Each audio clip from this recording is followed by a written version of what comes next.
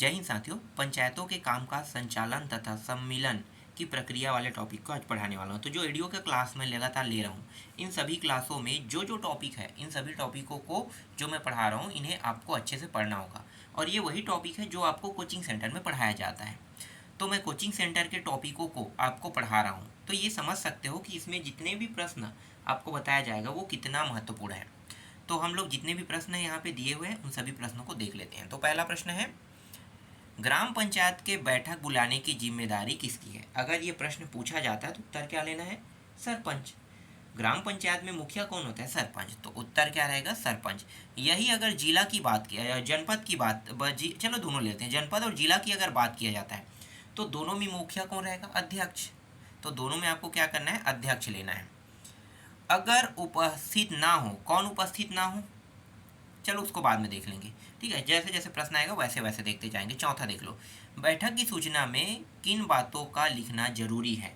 सबसे पहले अगर आप बैठक लेते हो तो आपको तारीख तो डालना ही डालना पड़ेगा, समय भी डालना पड़ता है। जैसे 12 बजे 1 बजे ले लो, समय बहुत ज़रूरी है। स्थान, जैसे ग्राम पंचायत है तो ग्राम पंचायत में 2-3 गांव होते हैं, तो 2-3 गांव में एक गांव जो है वो ग्राम पंचायत का मेन गांव हो गया, और दूसरा जो गांव है वो उसका आश्रित गांव। तो आश्रित गांव में हो रहा है तो उसको तो लिखना ही पड़ेगा ना। और फिर किस टॉपिक में लिया जाता है उसे हम एजेंडा कहते हैं। तो ये 4 टॉपिक को आपको लिखना ही लिखना पड़ेगा। फिर 5वां प्रश्न देखो, बैठक की सूचना कितने दिन पहले जारी किया जाता है? 7 दिन। अगर यही विशेष हो तो 3 दिन पहले, विशेष हो तो 3 दिन पहले। ग्राम पंचायत की बैठक के लिए एजेंडा कौन तैयार करता है? एजेंडा हमेशा जो कर्मचारी रहते हैं वही करते हैं, और कर्मचारी वहाँ पे कौन रहता है? सचिव रहता है। सचिव ही क्या करेगा? एजेंडा तैयार करेगा। जनपद पंचायत की बैठक का एजेंडा कौन बनाता है? अगर जनपद पंचायत का है तो मुख्य कार्यपालन अधिकारी होता है, और जिला में भी मुख्य कार्यपालन अधिकारी होता है। ये जो मुख्य कार्यपालन अधिकारी होते हैं जनपद का, ये पीएससी वाला होता है। ये पीएससी वाला जो डिप्टी कलेक्टर कहते हैं ना, एसडीएम डिप्टी कलेक्टर, ये सेम पद है। मुख्य कार्यपालन अधिकारी ये सेम पद। डिप्टी कलेक्टर को ही मुख्य कार्यपालन अधिकारी बना दिया जाता है, डिप्टी कलेक्टर को ही एसडीएम बना दिया जाता है। तो ये पीएससी लेवल का है। लेकिन यहाँ पे जो बैठता है जिला पंचायत की बैठक की जो एजेंडा तैयार करता है, ये आईएएस, ठीक है, ये आईएएस ऑफिसर होता है जो यूपीएससी लेता है, जिसको आप कलेक्टर विक्टर कहते हैं ना, हाँ, तो वही रैंक का अधिकारी होता है ये। हालांकि कलेक्टर नहीं है लेकिन सेम रैंक है। आईएएस है मतलब वही रैंक का रहेगा। तो इसको आपको जानना बहुत ज़रूरी था। आगे देखो, ग्राम पंचायत के बैठक की अध्यक्षता करता है, कौन करता है भाई? सरपंच, क्योंकि मुखिया वही है। अगर सरपंच उपस्थित ना हो तब कौन करेगा? उप सरपंच करेगा। अगर उप सरपंच भी उपस्थित नहीं है तो जितने पंच है उनमें से किसी एक पंच को मुखिया चुन लिया जाएगा, फिर कार्यवाही को आगे बढ़ाएगा। तो ये जो प्रश्न है बहुत इंपॉर्टेंट है। जनपद पंचायत वाला सेम टू सेम रहेगा, अध्यक्ष करेगा, अध्यक्ष नहीं तो उपाध्यक्ष।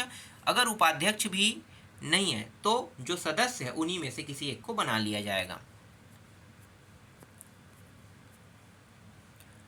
अब जिला की बात करते हैं तो जिला भी सेम है, अध्यक्ष उपाध्यक्ष है, और दोनों अगर अनुपस्थित है तो उपस्थित सदस्यों द्वारा चुना जाएगा।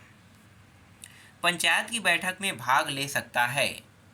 पंचायत की बैठक में कौन भाग ले सकता है भाई? पंचायत के सदस्य भाग ले सकते हैं, और ये वो सदस्य रहेंगे जो 18 साल का हो चुका है और जिसके पास वोटर आईडी कार्ड हो। वही तो होगा ना, जो वोट डालने का अधिकारी हो, मतलब जो वोट डालने का अधिकार, जिसे वोट डालने का अधिकार प्राप्त है, वही क्या रहेगा? ग्राम सभा का सदस्य रहेगा। तो वही तो कार्यवाही में मतलब जो बैठक हो उसमें भाग ले सकता है ना। समस्त नागरिक इसमें भाग नहीं लेते हैं, लेकिन जाके देख जरूर लेते हैं। लेकिन कुछ जो विशेष होता है इसमें 18 साल से ऊपर वालों को ही लिया जाएगा। आगे देखो, प्रत्यक्ष या अप्रत्यक्ष रूप से धन संबंधी कोई हित रखने वाले सदस्य क्या बैठक में भाग ले सकता है? बिल्कुल भी नहीं ले सकता। बैठक में कोई भी पदाधिकारी को बोलते समय किन नियमों का पालन करना होता है? कौन कौन से नियमों का पालन करना होता है?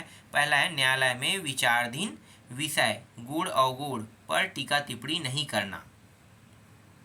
दूसरा है, किसी अधिकारी या प्रतिनिधि के विरुद्ध व्यक्तिगत आरोप नहीं लगाना। और तीसरा है अपमानजनक भाषा का प्रयोग भी नहीं करना है। तो ये 3 मुख्य बातें हैं जिनको आपको ध्यान रखना है। 23वां है किसी पदाधिकारी को व्यस्तता भंग करने का दोषी किन कारणों से माना जाता है। संतापकारी शब्द का उपयोग करना, मतलब जैसे गाली गलौज, बैठक में अशांति पैदा करना, जबरदस्ती चिल्लाना उल्लाना, सभापति के आदेश का पालन न करना, तब इन कंडीशनों में पदाधिकारी को व्यवस्था भंग करने का दोषी माना जाता है। ये सांसद में अक्सर आप लोगों ने देखा होगा, सुना भी होगा, है ना। सांसद नहीं, संसद में, ठीक है। सांसद तो जो चुन के गए होते हैं उनको सांसद कहते हैं, संसद जो वहाँ पे बैठते हैं सदस्य। हाँ, अगला है यदि कोई पदाधिकारी किसी विषय पर संकल्प प्रस्तुत करना चाहता है तो उनकी सूचना कितने दिन पूर्व सभापति को प्रस्तुत कर सकता है। तो ये 5 दिन पूर्व रहेगा। देखो यहाँ पे हर एक दिन का मतलब कुछ होता है ना, मतलब जैसे 7 दिन, 3 दिन विशेष बैठक, 7 दिन पहले सूचना देना। अब यहाँ पे 5 दिन आ गया, तो इसको आपको जानना है कि ये 5 दिन किस चीज़ के लिए है। तो ये पदाधिकारी विषय पर संकल्प प्रस्तुत करना चाहता है, तब सूचना कितने दिन पूर्व देना पड़ेगा, 5 दिन पूर्व। पदाधिकारी को संकल्प प्रस्तुत करने की सूचना कैसे दी जाती है, एकदम लिखित हस्ताक्षर करके दिया जाता है। एक लेटर पैड आता है, उसमें हस्ताक्षर करके बना के दिया जाता है।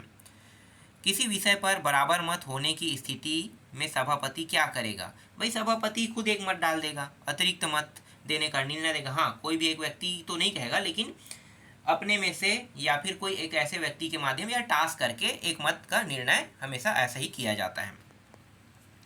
इसके बाद पंचायत में सम्मेलन में कार्यवाही विवरण किस भाषा में लिखी जाती है, हिंदी भाषा में। कार्यवाही पंजी में मुख्यतः क्या क्या लिखा जाना चाहिए, क्या क्या लिखा जाना चाहिए। उपस्थिति पदाधिकारी, जितने भी आदमी आए होते हैं ना, उन सभी की उपस्थिति उसमें लेना होता है हस्ताक्षर के साथ। फिर अधिकारियों के नाम भी लिखना होता है। समस्त कार्यवाही का विवरण भी उसमें लिखना होता है। किसी संपर्क के पक्ष या विपक्ष में मत देने वाले या तटस्थ रहने वाले पदाधिकारियों के नाम। 30वां है कार्यवाही पंजी में विवरण लिखने के बाद अंत में हस्ताक्षर कौन करता है। तो अध्यक्षता करने वाला व्यक्ति। बैठक के कार्यवाही की प्रति सभी सदस्यों को कितने दिनों के भीतर देना चाहिए, 10 दिन के भीतर देना चाहिए। ग्राम पंचायत को बैठक के कार्यवाही की प्रति 15 दिन के भीतर किस अधिकारी को भेजना चाहिए। तो जनपद पंचायत के मुख्य कार्यपालन अधिकारी को। ध्यान दें, यहाँ पे जो प्रश्न है ये दिन की बात फिर से कर रहा है।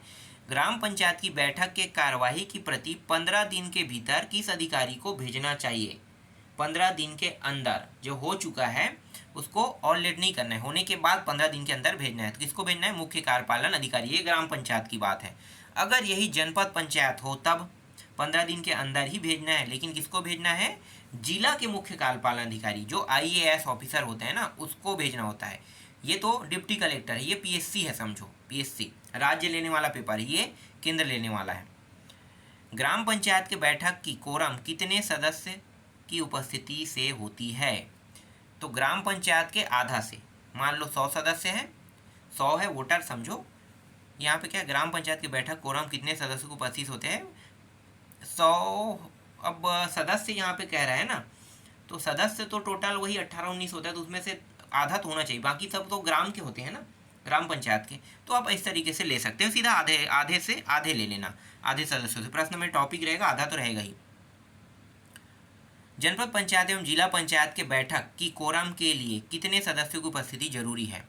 अब ये जनपद की बात है, तो जनपद में मान लो 18 सदस्य हैं, जैसे इसमें भी 18 रहता है, ग्राम में मान लो ना 18, 19, 20 से ज़्यादा नहीं होता है, तो 18 है इसमें, तो इसमें भी चलो 18 ले लेते हैं, एक हिसाब से 18।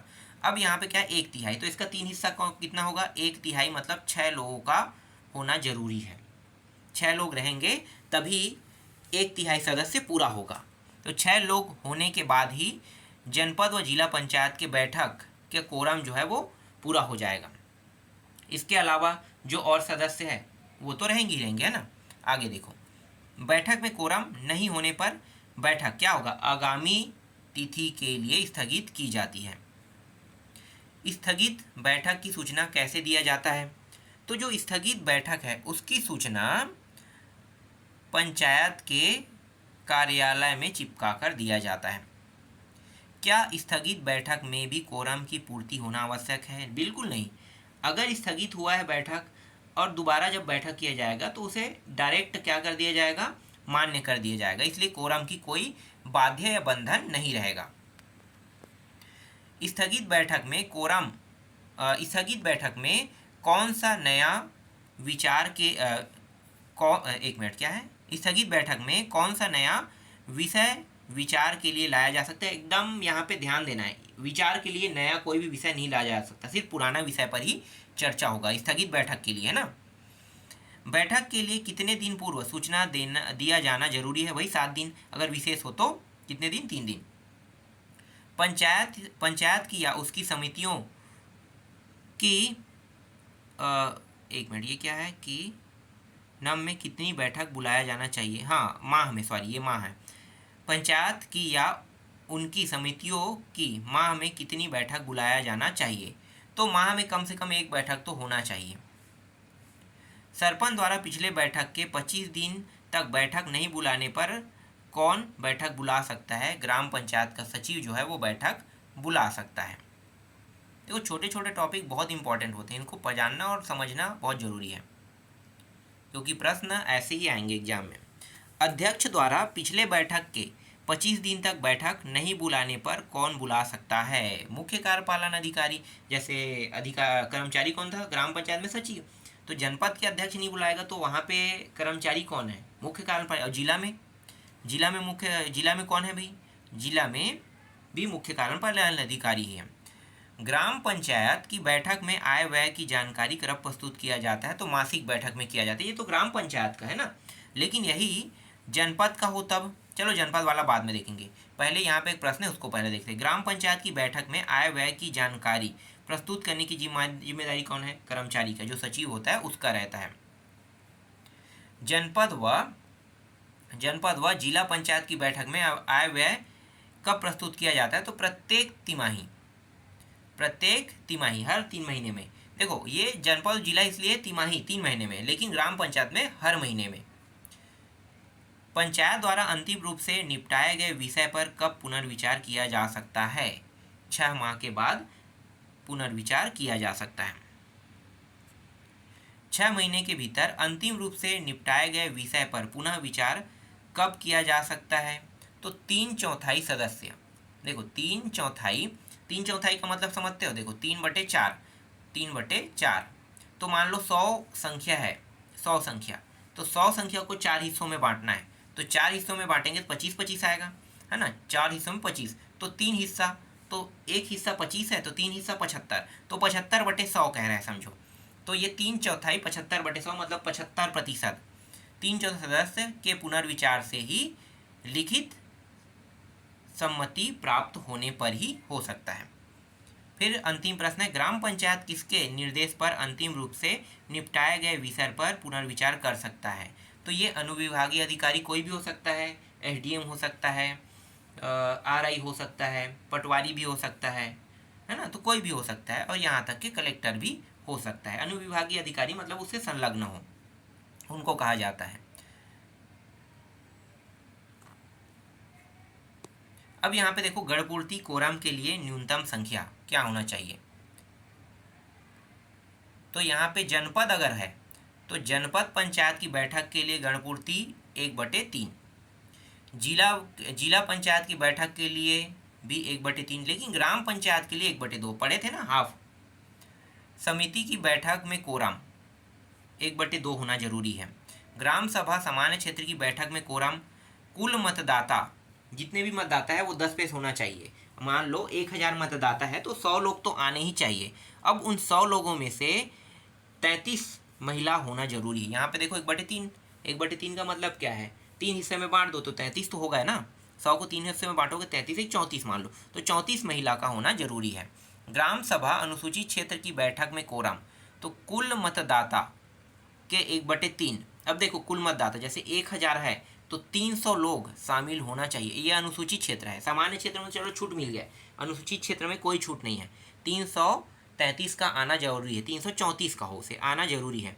अब उन 334 में महिलाएं भी हैं, तो महिलाएं जो है, ये जो 34 है उसी में से 1/3 हिस्से को निकाल के महिलाओं को दिया जाएगा, तो उतना महिला तो होना ही चाहिए, तभी क्या होगा, जो कोरम है वो पूर्ण होगा।